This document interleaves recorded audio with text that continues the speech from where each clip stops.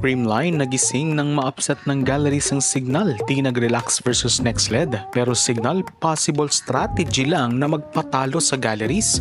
Paano? Mas masaksihan ang nakakagulat ng kaguluhan ng Galleries Tower laban sa Signal. Ilang minuto lang makalipas, pumasok ang Creamline sa qualifying round laban nito kontra sa next led nang may mas matinding pangailangan noong Huwebes. Determinado na iwasan ang parehong kapalaran, inilapat ng Cool Smashers ang mga aral mula sa kanilang nakaraang laban. Inamin ng team captain ng Creamline na si Eliza Valdez ng nakamamanghang tagumpay ng Galleries Tower laban sa HD Spikers mula sa pagbubukas ng serve hanggang sa huling punto.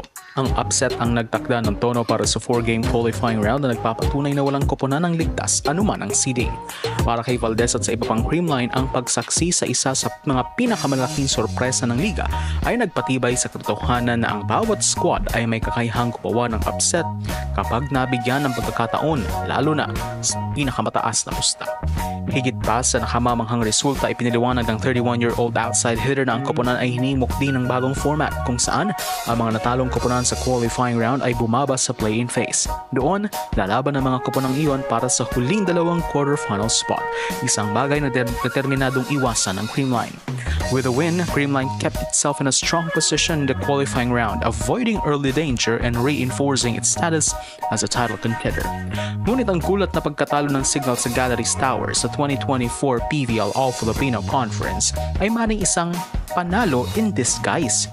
Hindi bababa sa ngayon ang HD Spikers ay nasa isang kakaibang sibleng kapani-pakinabang na posisyon sa loob ng humigit kumulang 4 na buwang darating susunod na PVL Rookie Draft. Ang 4 na koponan na hindi makakalabas sa play-in tournament ay magiging 4 na draft lottery team na may pagkakataong makuha ang number 1 pick mula sa inaasahan na isang stacked rookie class.